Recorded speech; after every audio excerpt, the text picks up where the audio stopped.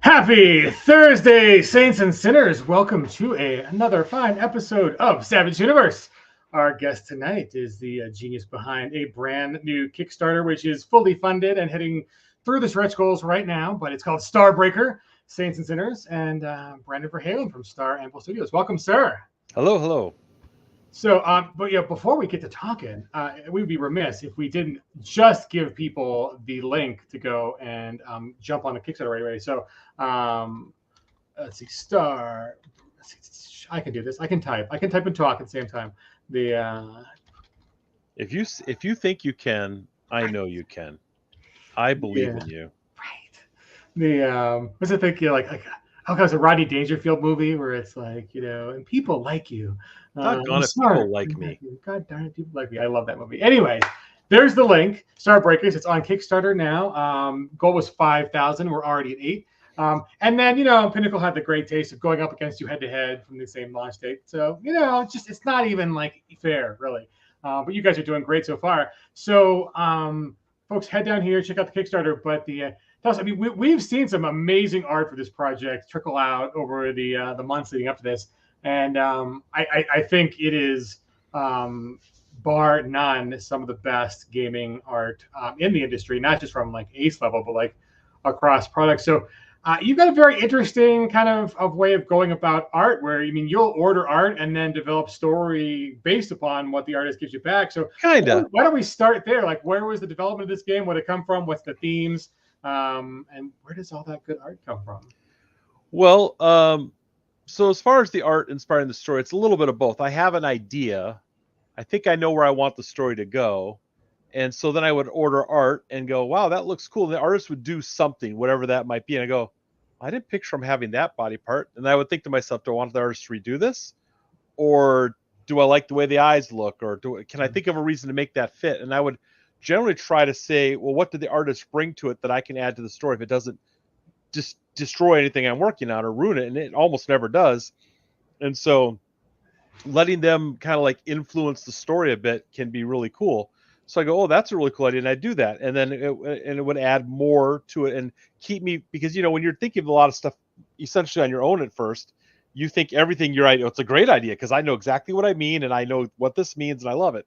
So getting other influences really makes the story expand and get cool, I think. So good English right there. Get cool. Right. Hey, it's a great logo. Trademark it. It'll be the next. Just do it. Get cool. Get cool. So yeah, what is the? Obviously, this grew out of just like the Saints and Sinner paradigm, the kind of dynamic between the two, and that's a great place to start in the entry of the universe. But I think since then you have developed it much beyond that in continuity. It's not just that. So why don't we start there? What is the Saints versus Sinners dynamic? And then how does that fit into like the bigger milieu of the universe of Starbreaker?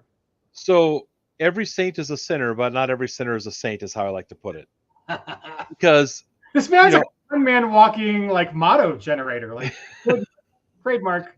So obviously the sinners are recruited to work in Saint, and so I mean the idea was I was inspired because I'm a bit older than some people, maybe not older than others, but the Dirty Dozen was inspiration.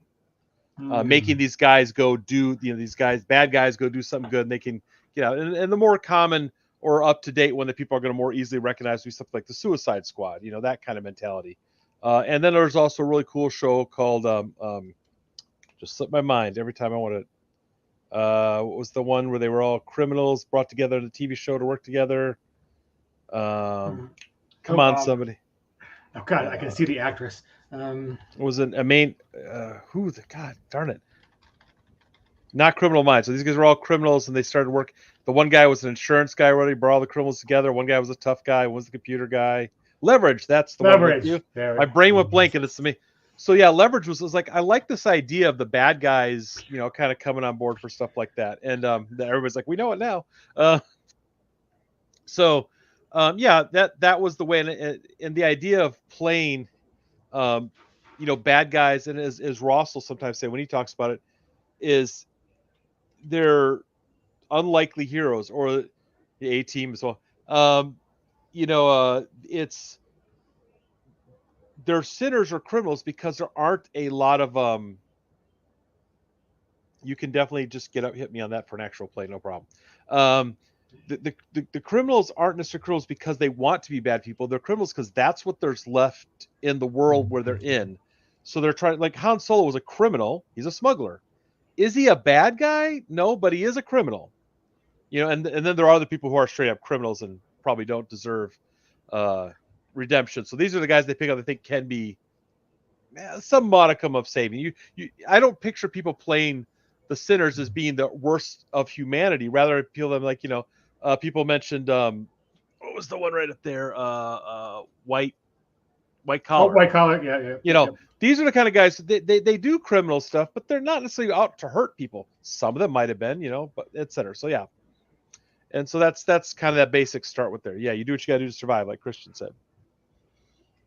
So I mean, excellent. And then the universe has expanded kind of beyond that paradigm as well. And so hopefully, please make this Kickstarter very successful. Fans, share it on your social, back it. I mean, we need to see more of this because this is great stuff. But it is not just Saint Sinners, it is Starbreaker. So where does Starbreaker go beyond that initial kind of dynamic? So whenever I've run the game, I've run it in many different ways. I've run a thing I call Arrow, which is Assault, Recon, and Rescue Operations Wing. It's kind of like the Coast Guard in space, coupled with a little bit of paramilitary kind of on the side. Well, Coast Guard is kind of military, really.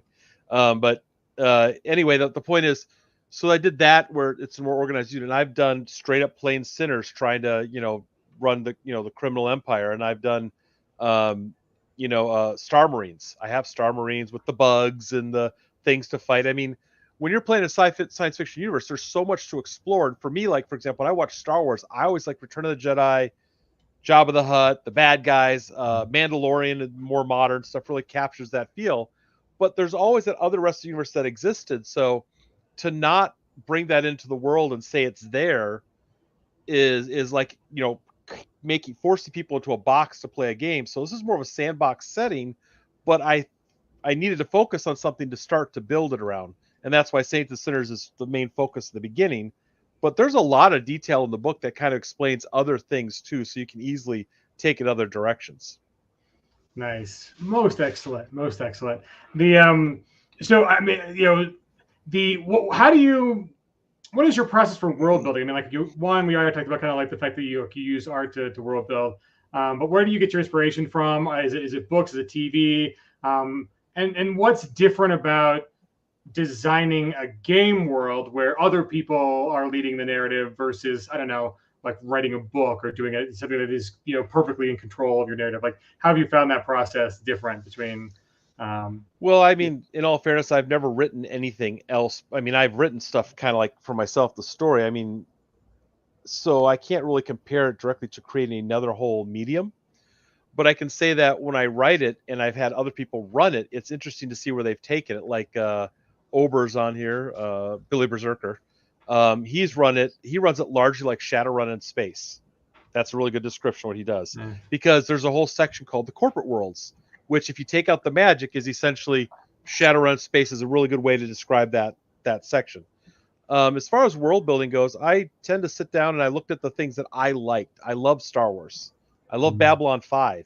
And if you take those two, really, if you knew those series really well, most people Star Wars, not everyone knows Babylon 5, and mushed them together, you get 90% of the inspiration for this. And like I said, a little Suicide Squad leverage, Dirty Dozen for some of the themes, and that's where you get some of that. And it's just, what do I want to play in a world? What was fun for me? And so I like this about Star Wars, like that about Babylon 5, like these powerful aliens. I like the Star Wars with the expansive sort of galaxy and the criminal element being. I like a lot of conflict. So every part of the world, there's some kind of conflict going on, and the players and through their characters can effect change in parts of the universe. They can't fix it all, but the universe is set up so that small things, they can have an impact on the way the world works. Versus when you do Star Wars and you have like the Empire, unless you want to play the campaign long enough to where the Empire falls, and even then, it's this big monolith. The rebellion feels so monolithic in the movies. It's not, but you already know it's going to fall, so it's not really the players bringing it down. They're not having that effect. So I try to build the universe in a way that they can have impacts and make that happen. I mean, that's kind of the problem I have personally felt trying to role play in the Star Wars universe, is the fact that having universe-wide consequences for your actions is really something easier to do as a written narrative, right? Where you have a writer writing the characters, and then their luck and happenstance happens to have these big effects. But like when you're having a role-playing game from that, like, yes, the universe is fun, but it's like the all Jedi or no Jedi thing for me. It's like either everybody's going to be a Jedi or no one's going to be a Jedi, because it's just the way that story's written. They have galaxy-changing power levels, really, and so I think it's really hard to play in that sandbox, because it's railroad. It's already been written, right? There's an overarching arc. Well, at least we feel that way. Yeah. I think there's ways the GM can do it, but it's harder because the players believe that, and the GM believes that, and then that becomes, if you both sides of the coin believe that is the default. But it doesn't have to be that way. It's harder to fight against it, though. So Billy brings up a good point. Like, if you go to the Kickstarter, there is a preview, a free document available to get a taste of this. And so folks, like, for those of you who have gotten the preview, leave some comments. Tell us about your favorite parts of the preview. If not, let me see if I can't grab the link for the Jumpstart and throw it in the chat. It is on drive-thru, and here we go. There's the link. Okay, so follow that link. Free download. I mean, you can pay what you want. You can add $1. You can support the artist. Please do, because I mean, this is gorgeous stuff, and art isn't cheap, people. So put your money where your mouth is on paying real artists. Yeah, do it. Someone's paying real artists right here, so help them out. Yeah, we like to pay the real people, right? So we don't like to. We're not using AI to make our images. This is all drawn by artists who are, putting their time in and giving me sketches, and there's a lot of just really awesomely skilled people who work on this for us and with me. I mean, I appreciate them all. Writers, artists, every single one of them. Layout. And it's a heavy lift, right? It's a heavy lift creating a new IP, and like video games have it better because they get to sell millions of copies. But we're fighting for the same pool of artists in the RPG trade, and we can't pay video game rates. Let's be real. Because we sell a couple thousand copies and they're cheap, and video games are very expensive. A few thousand copies? No. Right. We sell a few hundred copies of things. And so those margins aren't great. Like, hey, I need $6,000 for a cover. Well, great. If I sold 6,000, $1 out of every one of those could go to help pay for you. Yeah. Sometimes you don't have that. So anyways, I love seeing it. I know it's a risk. But I do think you guys need to be commended for taking that risk, and it is gorgeous and expansive. So let's run through. I'll pull up some questions while people are downloading that, flipping through it, and getting their questions. But let me see if I can't. Let's see. Let me start here, and let's see. Let's see if we can figure out the slideshow, because Windows keeps changing their thing. So let me see if I can't present this. Share screen. Window. Here we go. So Who are these? No, I don't want to edit my images with AI. Thank you, Windows. Yeah. See, Windows is like throwing the stuff in your face. Because everybody wants it. Everybody Right. does. No. Right. No, leave them alone. So yeah, who are these So hot these otters? are these are one of the 3 species added for stretch goals. And so these guys are the Elau. They're based on meerkats because I thought that looks cool and cute and quirky and what have you. And they're generally, they travel in, not everyone, of course, individuals are such, but as a culture, they travel together in large colony type ships, and they'll go from star system to star system. They'll go like in the rim worlds where people don't necessarily have a lot of tech or resources. They show up and do like a bunch of repairs, get paid, and then go on to the next world. So instead of having to have this big resource of always someone there, they kind of make a route caravan around the rim and repair stuff. So when they show up, it's like a big celebration. Nice, most excellent. The let's see. Ooh. So who are the Mentis? Man, these are some good. I love the character design. So yeah. So what is this species? Another one of the new ones. The Mentis. They have the 7-fingered way, which is to say they talk about their hand. You have to work together. They believe in peace and working together. And Ober, Billy, you're so funny. He says something about the Mentis bugs him. I'm gonna have to get him later. But yeah, they're kind of, they believe in peace, even if they have to make you believe in peace. So it's kind of they want to help you get there whether you like it or not. Oh, they don't necessarily go to war about it. Yes, art is extremely scary, Christian, very much so. Right, but that's not an excuse, Billy. That just means there's a lot more money already invested that these, Let's not talk about what my wife had a discussion with me about. Are you ever going to sell anything? And I finally had to start doing Kickstarters. Is this hobby going to pay you back? Oh, yeah, so she did ask me that at one point in time. That's why we did the Secret World. Right.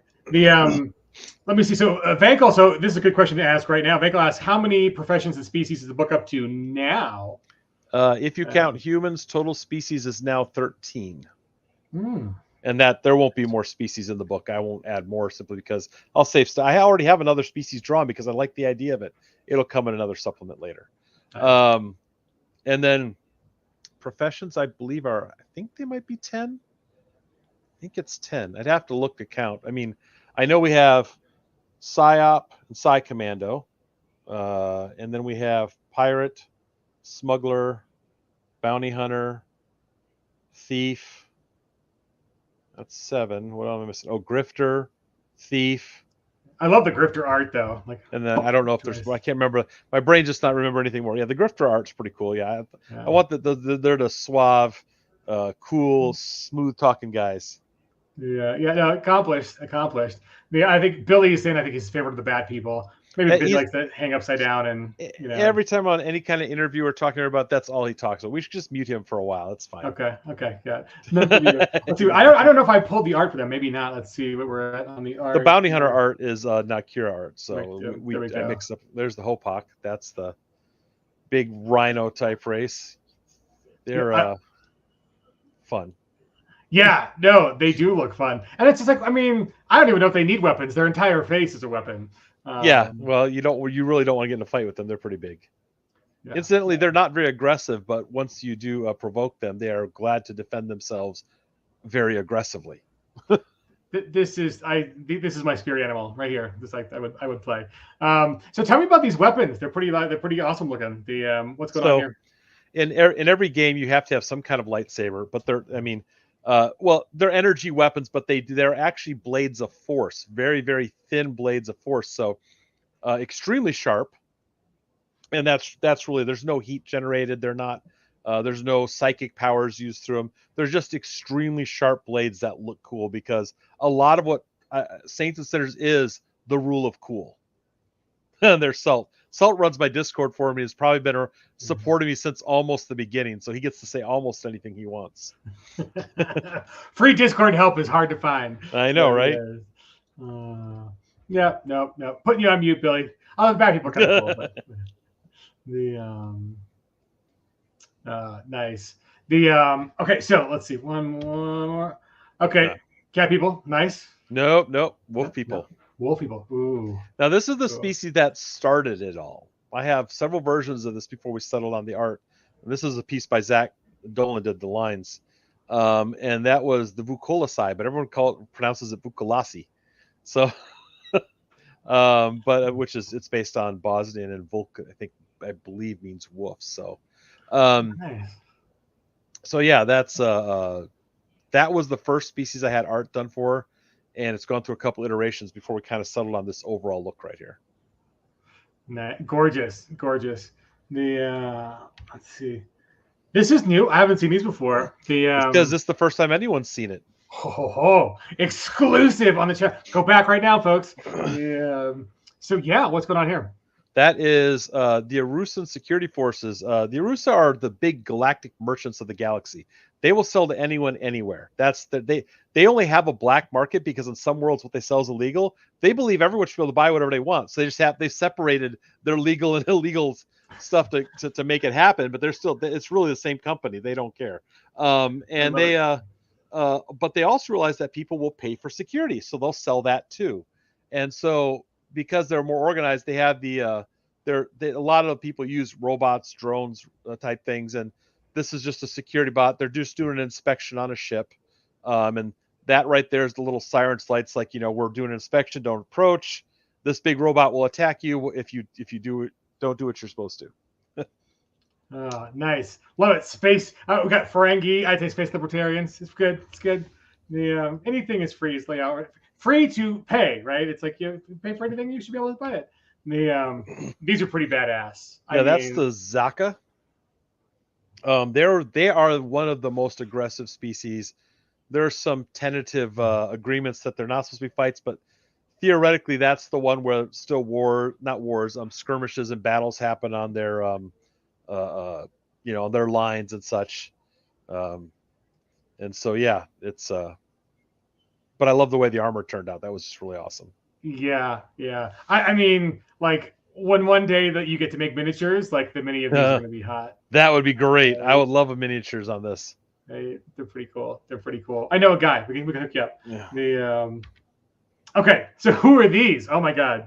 That's the Thoven. That is the third created species for the stretch goal, and they're largely engineer type. And if I believe correct, yeah, they're the one that have sort of a what's the term I'm looking for? A caste structure, kind of like where you should be doing you belong here, you belong there. They're engineer types. These three new race species are introduced as the Thoven, the Mentis, and the Alau are all species that knew the Arusa through trade and were kind of not involved in the main galactic war and stuff.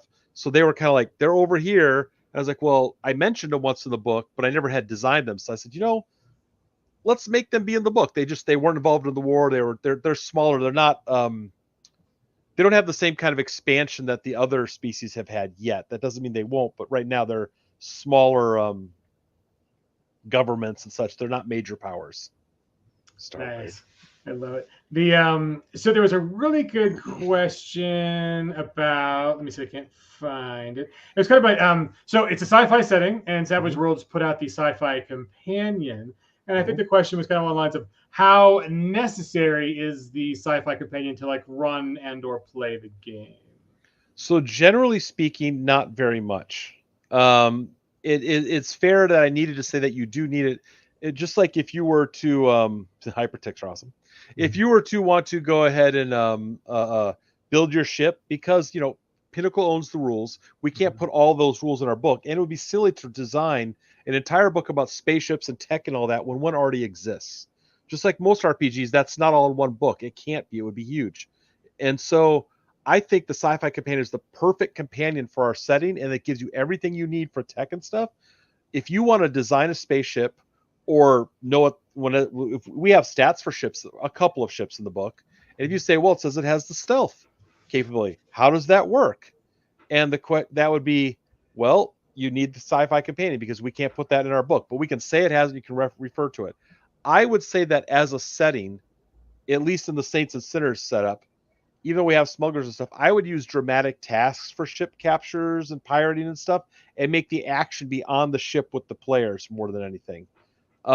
that's not to say if those are really into it that you couldn't do that, but you'd want the sci-fi companion to really play out more in-depth space battles and building your ships and such. Other than that, the core book, the main player, the Suede book plus our book is probably 90% of what you'll need most of the time. And how big is the book looking to turn out? Even though the sci-fi companion is not repeated in there, but it's like kind of information. We're right now, I would say we're a little over 200 pages. Oh damn.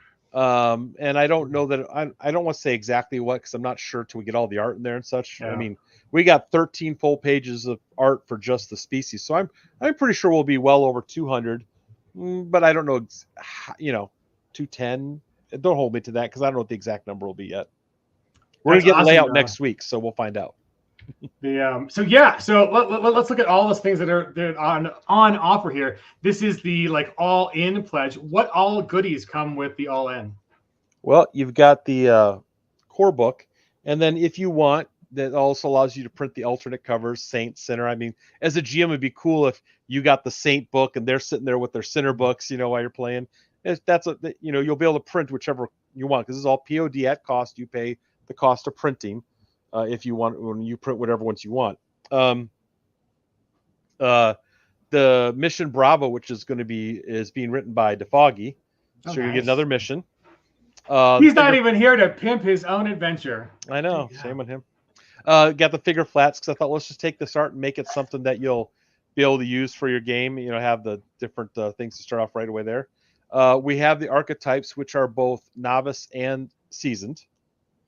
And then we have we have threat cards, bestiary cards, whatever you want to call it, that will not necessarily list every single thing from the core book, but some of the more interesting ones, or i.e. the ones that we have art for so far.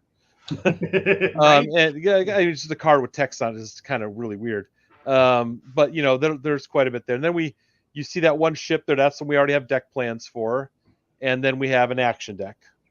Oh, so good. So good. I mean, this is an impressive offering for anybody to kind of put together, because it's deceptive how much extra work it takes to, like, even putting together a card deck. Like, how much more art do you need? And like all the extra art you need when it's like, when you've got a piece of art every other page, or every 3 or 4 or 5, 6, 7, 8 page, whatever it is, like, you can make it a very art-filled book. But it's like, nope, we need archetypes. So you got to have art for every single one of them. Or we want to do monster cards, every single one of them. It's tough to front load that. So excellent job on the production values and kind of the scope of the project. Very, very cool. So I think I'm going to go over and grab let's stop here, and I'll grab your Kickstarter page. You can go look at what's on offer on the Kickstarter, and I'll come back and grab any questions folks have. Right, when you have as much art as Brandon has, I did have enough art with the card stuff to fill them up, because I started doing this about 7 years ago now, when Facebook reminded me, getting art done. And then about 5 years ago, I really got serious about it. I really started, really going through the art, and we were getting some really great progress with art from Unlikely Hero Studios, who did it with Zach Dolan did all the major. To be fair, Samir Veskovic did the first couple of pieces of images of art for me, but then he just kind of disappeared, had things going on, and I found Unlikely Hero Studios, and Zach Dolan did probably at least 50% of the art in the book now, because I've had more done since then, but the foundation of what you find a lot in. And then Lori Foster did the inking, and Everardo Orozco did all the original colors. Like in the picture you see right here, that's who did all this right here. Unfortunately, several years ago, Zach passed away, and that stumped us for a while, because it's like, well, how do I replace a guy like Zach? His saying was he gives indie rates to indie creators. I won't tell you who was charging me, but everybody that wants art for their book would be like, there's no way he charged you that little. And I'll tell you what, he was charging pennies on the dollar to help some guy with a dream out. And so he made something possible that would have never been possible if I had to pay regular rates, because I was like, here's part of my paycheck, I'm gonna get some art done, Yeah, right. And that's really what it is. I mean, it is a labor of love, and I mean, the number of other creators in the audience right now are like, yeah, it really is. So Bank got an interesting question before we get to like the pledge levels. Bestiary, is it part of the book, or? It's in the book. There's quite a bit in there. We got a number of interesting characters. There's about 10 creatures. If we were going gangbusters and getting a lot more stretch goals, I would probably added some more creatures. But we're doing good. I think we'll probably get the next 2 stretch goals, I hope. But yeah, nothing to there's quite a few in there. I'd say if I look the art for creatures and everything, NPCs, there's 20, 30 at least. It's not super massive, but it's still got some really cool key things that important to the setting or make it interesting. And what I think is really cool is how, again, the sci-fi companion, if you just need a whole bunch more stuff to grab for it, there you go. But we do have some in here to get you started as well. Nice. The Book Entertainment asks, if you had the core and the setting book, could you make a cyborg type of character, or is that in the companion? So yes, you would want to use our book because we did cybernetics very different from the sci-fi companion. So we have cybernetics in our book, and it is an arcane background. And that's because I've always found that cybernetics are quite often, I can buy all these cybernetics, and now I have, the sci-fi companion has a way of putting their limits there too. And I just found it's easier to say, like, for example, you have a cybernetic arm that can make you, give you a strength boost. So boost trait. How do you explain that in a sci-fi setting and have, arcane background? So we have what's called a biofusion reactor. Cyborgs have one. A lot of people have all the arcane backgrounds. Well, many of the arcane backgrounds have a biofusion reactor, which is essentially, if you want to use your arm for normal day-to-day picking up stuff, whatever, great, it works fine. You want to try and punch through a wall or something, or to lift that extra heavy weight, the battery or the biofusion reactor kicks in power points. It's a power reserve that can boost it up above normal human levels for a period of time. And then, that's what keeps it within a more normal balance versus always on, making where cybernetics a cyborg can be objectively better to play that than anything else, sometimes that way. So that I found it making an arcane background interesting. And a lot of people like the idea that if you crit fail trying to activate your cybernetic, because it's a weird thing, you put cybernetics in your body, it's not part of the normal thing. If, let's say, you're trying to use your arm and it fails, and you can overclock, if your cybernetic fails, you get say it's an arm, you get the 1 arm hindrance until your end of your next turn. So not the one you're in, and the next one. So you can effectively, depending when it started, you could be out for essentially 2 rounds, but then it's on again. It's not like a forever punishment. So it's just enough to make it matter in the game, but not truly inconvenience you to the point where it's not fun or playable. Oh, excellent. I love it. I mean, I find that a great aspect of Savage World. So, like, I haven't published SWAT, but I mean, one of the things I put out in the Jumpstart that was pretty clear was, like, all in that idea, like, is there another way to have the same effect in your game, doing something as an edge, as a power, as equipment, for that very reason, where it's like, in this setting, it's great that cybernetics are not treated like a purchasable resource, but they are treated like an arcane background, because there are other balancing behaviors and mechanisms that are fun to play with in powers and arcane backgrounds. So I love that you did that. I mean, that is a great use of, in this world, that's how these work, and it keeps it fun and exciting, and it also just shows that, like, even as awesome as the companions are, there's really other ways of skinning and sitting your characters to make them feel different, to make the flavor feel different, because at the end of the day, there's a lot more synergy in fantasy and sci-fi and, like, RPGs, but there's still fundamentally a game where you are a character who wants to do cool things, right? And but it's all the abstract, whatever. But so walk us through these pledge levels. So if you just want to say, hey, thanks for using real artists, you can drop $5. It looks like the coolness starts at $30. So that's just the PDF price, just straight up PDF plus stretch goals? Yeah. Right. Nice, excellent. Those are great. Love you there. But, like, what do we add when we're in the $40 Starbreaker collector? So the $40 is people say, yeah, I want to have all the covers. I want to be able to obviously, I think, to tell people, if you just want the PDF, it will have the cover on the PDF, but it's probably not the best use of your money. But if you're going to order 3 books and you want a couple of copies at the table, that's a good way to get it, because when you pay the POD cost, the print on demand cost for them, that's a pretty reasonable price to get 3 books for. So, you know, that it works out that way. So, and of course everything gets stretch goal. So the $50 one I think is probably the best deal for most people.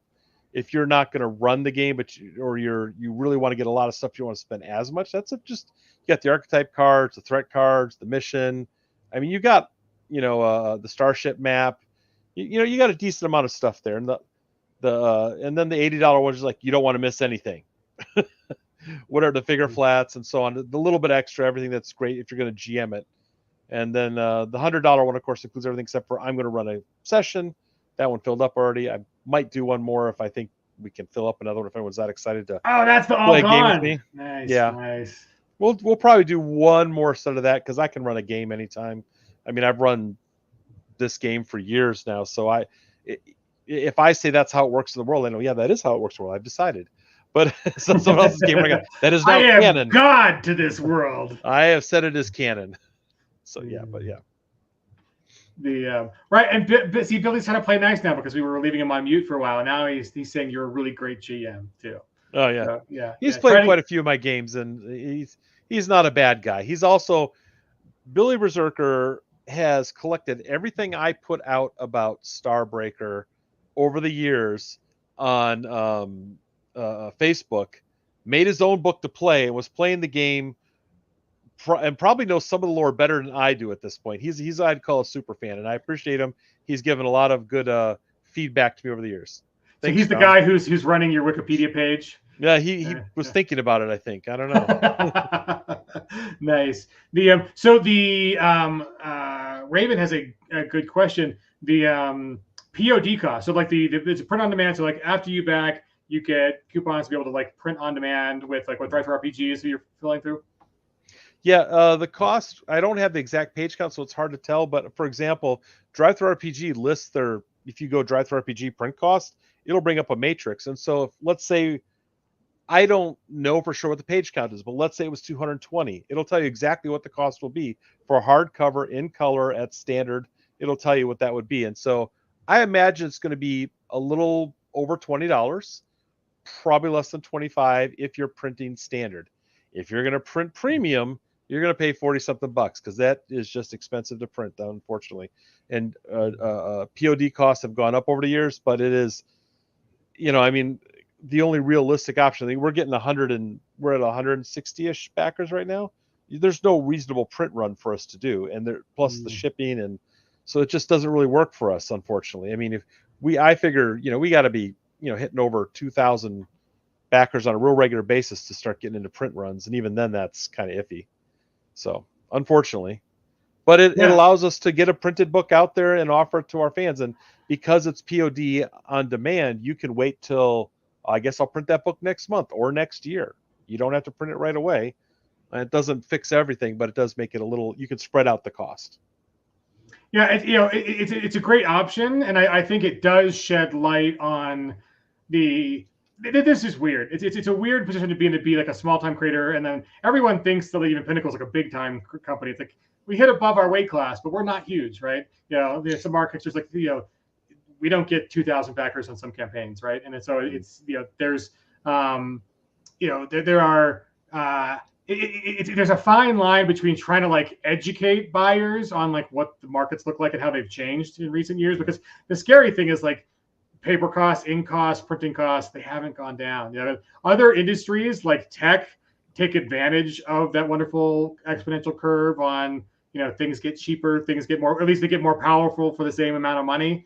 You know, like global shipping has not gotten any cheaper. And then it got exorbitantly expensive for a good chunk there during COVID, but you know, it's come down some, but it doesn't come down back to where it was pre-COVID. So it's like, right. You know, and you'll have people who are like, I got to pay $20 on a $50 book. It's like, that's what it costs to ship something that's 7 pounds and whatever. Yeah. And it's like, that's just not, I mean, that says more about how expensive it is and how much money you got to pay to shippers than it does about the value of our books, guys. And we could, you know, we could call it a board game and charge $100 for the same components and you wouldn't feel as bad, but we don't want to do that. We want to keep, you know, books reasonable, and it's tough. It's hard. It's going. It's a struggle to balance it out. Yeah. I mean. Yeah. The So good question from Bankel's on a roll tonight. What future projects or books might you see in the Starbreaker line? There's a lot of stuff I want to do, but sort of in my head, I'd like to do sector books, which would be like, here's a sector of space with some planets, some what are the politics, the people, the species. Those might not even be books; they might just be a PDF supplement, smaller, something that has stuff for the GM and the player, something fun to have. We're probably talking like under 50 pages. And then I would, in a perfect world, I would like to create, the Corporate Worlds book, the Rim Worlds book, and then like the Frontier, and then even the Star Systems Alliance. Those worlds. All those would be great whole books. That'd be like 150 page-ish books. Like add on to what's there. So that would be great. And no, Ober, that's not happening. Billy Berserker. It's bats all the way down. Yep. Oh my god, I love that. Back in the old days of the internet, when Vine was out, there was a cute little girl who's like, "It's freaking bats! I love Halloween." Oh my god, she's great. She was also the one who's like, "I smell like meat." Anyways, back in the day before TikTok, when Vine was the thing, Yeah. the Halloween season is upon us. So I mean, yeah, it is Halloween season, so you can have your bats. There are bat people. I didn't throw any up for the art, but I mean, just to make Billy happy because he's being such a nice guy and he's off mute. Talk about the bat folks. What's up with them? Do they fly? Can they fly? They can fly. The Nakira are actually allied with the Vukolasai because at one point in time in the story, the Nakira live on the moon and the Vukolasai live on the planet. And at some point in time, their technology got enough that they could see each other. And they said, "What's going on? Another species nearby." And it didn't go well. There was a small war for a number of years between the two. And that got settled. And now they're like, if you see a Vukolasai ship, colony ship, or military, there's Nakira on board. They're always together. And there's even a unit called the Gospod Nacht. They are the elite commando unit. First you don't hear them as the Nakira swoop in and knife you in your sleep, and then the Vukolasai come charging over the walls right after them. They're pretty feared in the setting kind of thing. They're supposed to be awesome. At least I think they're awesome because they're my favorite guys. But yeah, it's they're pretty cool. They have echolocation, so they're not going to be messed up too much by darkness. I mean, what I wanted to do with all the alien species was a lot of people try and start off building their species around a culture. They pick a culture, go, let's model off of that and build it, which is a perfectly viable way to start, and it works. Some of the problems that come with that, though, is when you don't really truly understand the culture, you can mimic parts that can be insulting without meaning to. Because you just think, I like this, it's cool. And you don't know anything about the culture. So I said, well, what I want to do is I'm going to take animals and see what the animal culture is like. Let's just make that part of their culture. It doesn't make sense the world would be exactly like that. But for a sci-fi setting, let's amplify that. You all see meerkats all in their little popping their heads out together, so they travel together. A wolf, you got the pack, that whole work together thing, that the support of each other kind of tactic. That's how the Vukolasai think. And it's not every aspect of that. It's just I just amplify some of that. Dolphins are known to be particularly seem to always know when something's wrong with humans. So the Elau, which are based on dolphins, are very empathic, which makes them really great negotiators because they know when you're angry, lying. Yeah. So that's you don't want to be on the other end of a deal with the Elau because they probably know what's going on. And then I just applied certain things that sound cool, like, oh, this species is more capitalistic. This one's more, whatever thing I like. And so, yeah, that's kind of how we built those. Nice. So this isn't your first rodeo on Kickstarter, obviously. Any advice to other creators on licensing properties, creating properties, bringing in the crowdfunding? I mean, it's hard out there, but there are a lot of either fellow creators or aspiring creators in the chat. So, any words of wisdom? I don't have. I mean, I've only done one. Well, technically, I got a second license in the work, but we don't have the contract signed yet, so we're not going to say what it is. Okay, good. We'll announce that next year. I have one license I actually have active right now, which is the Secret World, and I got that one because I sent an email to Funcom and said, "Would you let me?" And they said, "Sure." They just said yes. It really wasn't. It took longer to negotiate the contract than to get an answer. The answer was yes, and then it was like 6 months of contract, just because they're just I'm a small fish, and they said yes, but they didn't sit there and say, let's just spend all our time with you. I consider an IP license buying customers. You're paying that fee to them because they come with a built-in audience. Okay. Yeah. So if you look at the Secret World, we did it with 5e because the bigger audience to get things funded, that, and then we also had this, reasonably well-known video game. They have 175,000 people or 160,000 people on their Facebook page. So they obviously have a fan base. And I looked and said 10% are probably gamers and 10% will buy. Well, that's about 1,700, and we had 1,900 backers. So I said, and so I knew that I projected where I thought that would get me in sales and said, okay, this is what I'm going to do. And so the only thing I would really say that I learned as I went is anything you think you want in that contract, you need to ask at the first negotiation. Don't try and go back and get it later. Like VTT support. Funcom is talking to me about it, and we're working on it, and we may or may not get a yes on that. That's neither, but I didn't ask for it at the beginning. So now we're having it. It's another negotiation, and that takes time. So I can't offer it right away. You should always, and that they're very, just so Funcom's been great to deal with. It's just, it takes time. Mm-hmm. So if there's something you think you want, you need to know it at the very beginning. Be very specific of what you want. So that you know that you have, these are the things I really want in here. And also, really think about your bottom line. If I'm going to pay, I'll use arbitrary numbers. You're going to, Kickstarter, Pinnacle's great for aces. We don't pay a percentage. But you're going to pay Kickstarter something. If you use backer, you're going to pay them something. And then you're going to pay your licensing fee. And you have to figure all that out into your cost, aside from the cost of layout, writing, editing, art, and there's a lot of that in there too. So you got to figure out how many do I need to sell to make this work, and then of course the POD or option of what game is this? That one right there, right here, Starbreaker, Saints and Sinners. It's on Kickstarter now. There's the link. Follow it. It's amazing. It is. Thanks for joining us late, but it's a amazing space sci-fi. Setting sci from fantasy with probably really better awesome description, to be honest. Right, sci fantasy. It's good. So hit rewind, rewatch the thing, or go to YouTube and hit the playback. But Brandon's talking about it. It's pretty great. It's on Kickstarter. Really easy buy-in for a little $30. Get a PDF.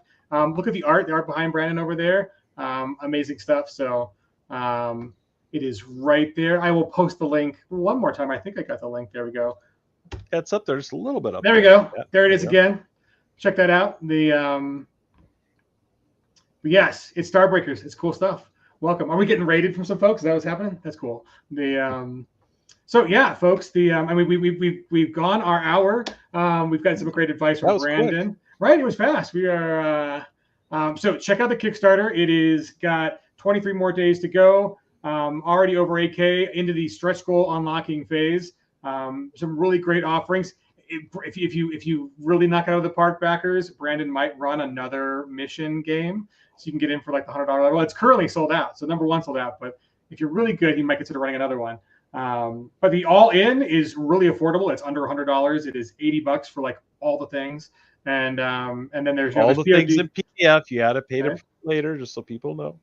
Right, all in PDF, and then POD for anything you want in print, and yes. One more time, if you visit the page, let's throw this up on screen so you guys can see it. One more. Oh wait. Yeah, if you go on the Kickstarter page, the link to the jump starts right there in the Kickstarter page. Also, if you just go to Drive Through RPG and search Starbreaker, you'll also find it. But just click that right there. That'll actually take you to it.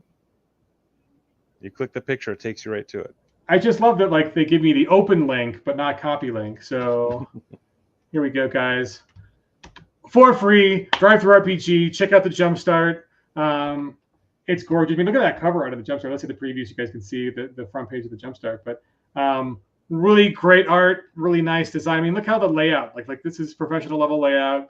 Really nice stuff. I mean, just jam packed with art. Really cool mechanics. Fun content. So support this independent creator. It's a great new game for Savage Worlds called Starbreaker, Saints and Sinners. And with that, Christian wants to know, who did your layout, sir? Lita Saxon. Yeah, Alita. Good job, Alita. She's available. I don't own her. Every artist I use, if you want to ask questions, other creative people need work too. I can't pay for them all. So if you want, I can give you references. I mean, a really great team. So it's not just Brandon, Alan Bear, Shantae Bircher, Ross Watson, all names you guys should be familiar with the greater Savage Worlds community. But yeah, it's on Kickstarter now, so take advantage of it. It will never be this cheap again, folks. Pick it up. Support the dream. Support real artists. All that good stuff.